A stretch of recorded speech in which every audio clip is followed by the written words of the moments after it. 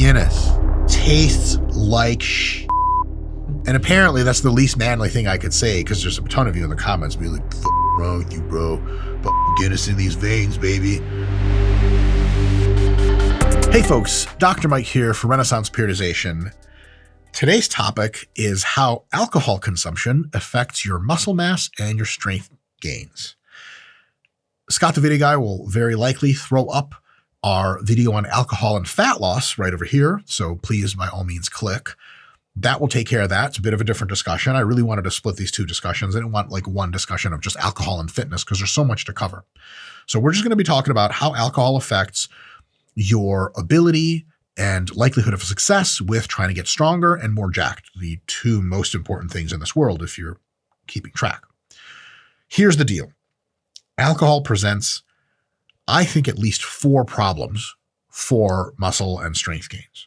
Problem number 1 is that it interferes with recovery. Alcohol consumption, especially at high rates, increases the systemic fatigue that you experience. And it prevents systemic fatigue that you create in your training from falling off as fast between sessions, between weeks. So instead of you training for a few weeks and your fatigue climbing like this, if you consistently consume higher and higher amounts of alcohol, your fatigue climbs faster. So whereas normally week 3 of a program, you'd be hitting big PRs, if you're drinking much more than you usually do, you may not be hitting big PRs. You may just be scraping by, hitting smaller PRs, or even tanking and not hitting any PRs at all. So it's definitely a thing that absolutely happens. Alcohol is the opposite of a recovery modality, is an anti-recovery modality. So if you're like, oh man, I really need to heal up, I should eat, relax, and hydrate properly and have some sleep, and oh yeah, I'll drink 6 beers. No. That last part is the opposite of what you want. Now, psychologically, alcohol can really help you unwind, but there's a physical cost there, which is why most serious athletes either don't drink or only drink at specific times or just don't drink much, or have insane genetics and are alcoholics. I'm sure there's a few. Next, really big concern with alcohol is it interferes with sleep. This is a huge problem for muscle growth and recovery because sleep is ultra powerful at making you bigger and stronger. Alcohol reduces sleep quantity and typically sleep duration, especially if you have it well into the night, which is kind of how a lot of people drink alcohol. Like you drink alcohol in the morning, people say you're a derelict piece of shit who should get a job. Thanks, Dad. But if you drink it at night, people are like, hey, great, you're successful and you're drinking it at the socially appropriate time. Problem is it costs you sleep, and sleep is the elixir of strength and hypertrophy recovery. So bad deal there for sure. If especially you consume quite a bit of alcohol, a little party night, that consumption of alcohol can reduce the quality of the training session you have the next day, especially if it's in the morning, but really throughout that whole day. So it's really not ideal to consume substantial amounts of alcohol the day before a bigger workout for you. So that is an acute concern with alcohol consumption. And lastly, if shit wasn't bad enough already, alcohol, through a variety of mechanisms, causes a decrease in muscle protein synthesis, which means that it actively contributes to making you less jacked than you could have otherwise been without it. That's a bad deal. And it's weird, right? Because culturally, like tough guys who have muscles and look like Popeye drink beer. But the reality is if they drank less beer, they would look even tougher and more like Popeye. That's what you're into. So yeah, it's rough. It's rough. Alcohol sucks for muscle and strength. It just fucking blows. However, you still want to get fucked up because you know what I'm saying? You're in that time in your life. You love a drink or 2 or 5 or 7. And that's okay because the following 8-point guide is my way of telling you, look, sure, go ahead and drink, but try to integrate a couple of these 8 points into your plan, a drinking plan, if there is such a thing. Drinking's when you don't have a plan, motherfucker. Yeah. Wait, hold up. I'm like fucking drinking on job here. Kniaz Milish. This is a Serbian product. What tak ribada? Huh? Tastes like misery. It's mineral water. It's not alcohol. This is what you drink the day after as you wallow in your own despair and look upon the wreckage of a once greatly aspiring but never actually great Eastern European facade. Yes, I was born in Moscow, Russia. I've done that before. In any case, you want to drink, but you want to do it in such a way, at least have the tools, the knowledge to be able to do it in such a way that minimizes the drinking's negative impact on your swole and strong journey. It's international sign for bench press right here. How do you do it? Couple of tips. These are all marginal tips. You can apply them halfway and get half the benefits. You can apply 2 or 3 of them, or you can apply all 8. The more you apply them, the less of a deleterious effect alcohol will have on your strength and your muscle size. The less that you apply them, well, the more the alcohol has full effects. So it's all on you to make that trade-off. No value judgments. Drinking, sure shit, a lot more fun than lifting weights and being jacked in most cases. I do admit. So, number 1. Straight liquors, no mixes, or use diet mixes. Mixers. Scott said mixes or mixers? Mixers. Haven't been to a bar in a generation. So, yeah, like, don't drink, full fucking meaty beer. What's that shit called? Stout, whatever the fuck. IPA. Stout's what Southerners call you when you're big. Hey, man, you look pretty stout. What's that shit they make in Ireland? It tastes like piss and it's black or whatever. I think you're thinking stout. No. It's this particular brand. Guinness. Tastes like shit. And apparently that's the least manly thing I could say, because there's a ton of you in the comments be like, fuck's wrong with you, bro? Fucking Guinness in these veins, baby. Guinness has a lot of calories, and only a small fraction of that is through alcohol. So try to drink some shit that doesn't have a ton of calories other than when it's provided by alcohol. So like vodka Diet Coke. Yeah, I know it's a bit of a girly drink, but it's going to have less of an effect on the rest of your shit because you don't have to have a ton of junk calories, which make you fat and don't contribute to recovery nearly as much. You can eat more in whole foods and thus have better results for getting jacked, so on and so forth. So not a huge, super important thing for strength and size as much as it is for fat loss, but absolutely something to consider. Next, drink on a slightly more empty stomach. This means you get drunk with less alcohol, thus less calories and less deleterious effects on the rest of your physiology that alcohol imparts, including reducing potential for muscle growth and strength gains. Got to be really careful with this, because if you drink on an empty stomach, your tolerance can be half of what it usually is, and you can really scoot out the other end and have a bad time. So do be careful. But the purpose for drinking normally is to feel the sensation of drunkenness. And if you can accomplish this with less total drug, then you're kind of winning in this case. So give that some thought as well. Point number 3 is to have as few drinks as gets the job done. And I have this little chart here that it's if you're a repeat viewer of the channel, you maybe recognize it from our alcohol and fat loss video.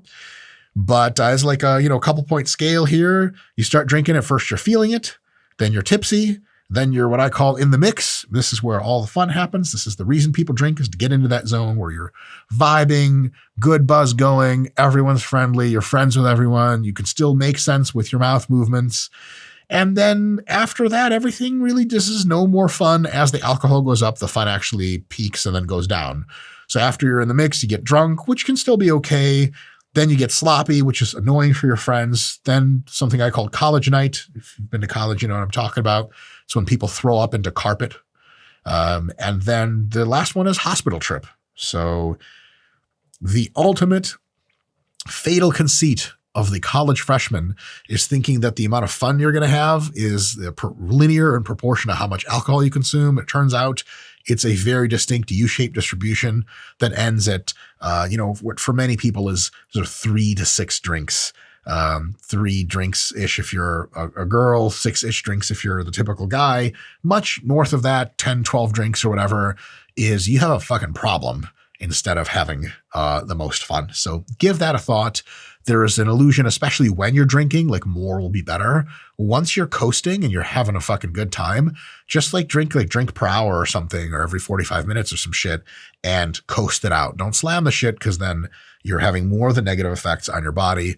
And for no more extra fun. Look, if there was more fun to be had, hell fucking yeah, drink more. But The good news is that it just doesn't take that much drinking to maximize how much fun you get out of drinking. Next one. This advice is painful for me to give because I don't actually agree with it, although it's true on the technical merit, is to take it easy. And, when I was partying various points in my life, I did this and I still regret it. In my soul, in my heart, I'm a dancer. When I get alcohol and Reuven or whatever, I don't need alcohol for this, but I dance and I mingle and I run around and I do crazy shit. And it's fun and I'm terrible at all those things, but I think I'm having a great time. So I love doing it. But the reality is a shitload of crazy, psychotic raver dancing does not make for good recovery or good leg workouts the next day or even 2 days later. So if you're really interested in maximizing your athletic journey and strength and size in that world, but you want to drink with friends, you want to go for a bit more of a lounge type of feel. So, drink, dance a bit, chill a little bit, but don't go crazy and dance the night away because that absolutely will fatigue the shit out of you. And again, go dance the fucking night away. You know what I'm saying? You're in your 20s and 30s and you sad fuckers in your 40s that are watching this. Jesus Christ. What do your kids think about this? In any case, have fun.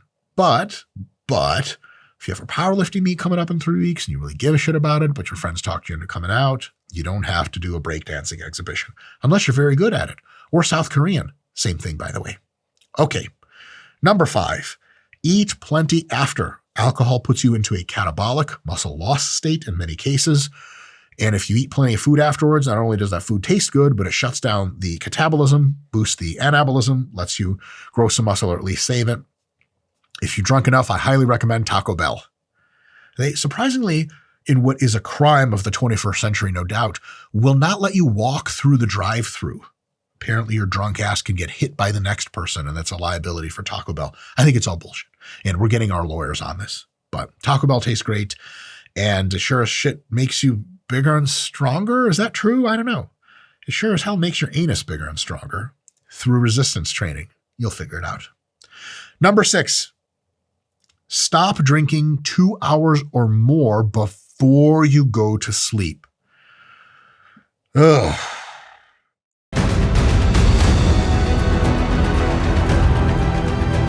Training for muscle growth is never going to be the same. Tougher to actually do than to say, because normally you go to sleep when you have your last drink and you look around and the world fades to black and you go to sleep wherever the fuck you were on, Hill and State Street in the middle of campus, College Town, USA. Just wake up at 9 a.m., someone steps on your face because you're going to class and, oh shit, I'm alive. It's typically how it goes. But if you can arrange for it, be a little bit more intelligent and have a little bit more foresight. Hilariously, I'm laughing at myself for the foresight thing because one of the predictable effects of alcohol on the thinking process is it reduces your foresight. But if you're an experienced drinker, just not totally an idiot like me, you can, when you guys leave here, this is an important thing. When you're leaving the party or the club or the bar or the hangout, stop drinking. People will go and hang later together with friends, like a little after party. Don't drink the after party. You're already buzzing. Just let that buzz wear off. Have some French fries and dip it in cheeseburgers, whatever the fuck people eat after they get out of the bar. A couple hours later, a couple of good things happen. One, you'll be ready to sleep. The alcohol won't be in your system as much. You'll get a much higher quality sleep because going to sleep when you have a ton of alcohol in your system is like kind of wasted time. Your body's not sleeping nearly to the extent that it would be if you were alcohol free or much more alcohol free if you gave it 2 hours. The other thing is you could be getting lucky and then the 2 hours could buy you like less whiskey dick, which helps if you plan on using it. Consensually, of course. Point number 7. A big question people ask is, for some reason, I've received this question a ton. I'm in college, I powerlift, or I do hypertrophy training, and when's the best night for me to drink? And when's the best night for me not to drink? Because I've had people be like, look, I'm in college, I'm trying to enjoy myself, I'm in a frat or whatever, and like, before they give your frat brothers a blowjob contest, we all get drunk. And when is it a good time to do this? And when is it like less good time to do this? So I'll straight up clear the air for you. One is do not drink the day before your heaviest, hardest sessions of the week. That's fucking obvious. So if you have like heavy squats Monday, don't drink Sunday. Don't drink Sunday anyway. First of all, it's God's day. Second, what the fuck is wrong with you? Do your homework, God damn it. But another question comes up of, do I want to drink before my rest day or during my rest day? Yes, if you drink on the same night, earlier that day you had a hard workout, this drinking does absolutely interfere with some of the adaptations that are coming your way from that workout, for sure. But it's worse to drink before a workout the night before because it really reduces your stimulus ability. So in my calculations, I'd say that if you're going to pick a time to drink, let's say once a week, I would say the last day of training for that week before the rest day is the best time. So let's say you train Monday through Saturday, 6 days a week. Saturday night is your drinking night, because then Sunday you don't have to go to the gym. You don't have to perform.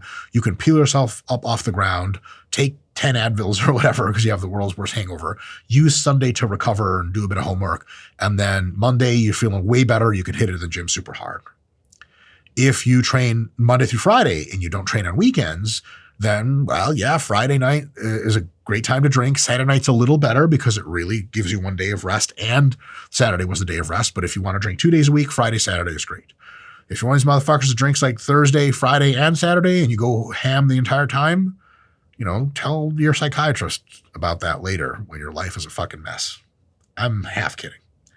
In any case, yeah, that's the deal. So if you have to slot in at some point drinking before a rest day, ideally also on a rest day, but if you don't have that many rest days sequentially, before rest day is best so that you can drink, come home, sleep it off, wake up, have a breakfast, throw up your breakfast, and be on with your day without any hard training being that day, because training hard after a night of drinking, you're going to quickly discover is on average quite bullshit. Lastly, drink as few times, and this sounds pedantic and kind of parental, drink as few times during the week and or month as possible. I don't know if this is wisdom or not, or me just like thinking I'm on a high horse here and about to say some stupid shit. There's a lot of fun to be had with drinking and college and all that bullshit, and just going out with your friends if you're not a college student, if you're just 27 years old and living in Manhattan, like a young Scott the Video guy. If you're in the, oh boy, cue memories. If you are in that sort of demographic, it's important to understand something that most of us have to get quite a bit older to understand, that while it is fun to drink with your friends, really, really, really fun times don't happen as often as times that are kind of mediocre. You don't want to be the person that drinks 3 nights a week, and if one of those nights is a smash hit and the other nights are just like you with 3 other people at the bar. You're like, Jim, how are the kids? He's like, yeah, good. You're like, God damn, what the fuck am I here? Right? So I would say a good tip here is pick when you're going to go wild with your friends and do that sparingly. Like 2 amazing nights a month is like a pretty good time. And, God did invent weed for a reason. So you can use marijuana to get high with your friends when you're not drinking. And that's a shitload better for your health and interferes with muscle and strength and fat loss way less. So I'm absolutely not advocating for marijuana consumption on YouTube. That might not be so legal, but give that shit some thought. Don't do anything stupid. Have fun. Take this all pretty easy. And if this is confusing, have a drink and see if it makes any more sense. Comments, questions below. Subscribers, what's up? New subscribers, how are you guys? Channel's always this weird. Welcome. And see you guys next time.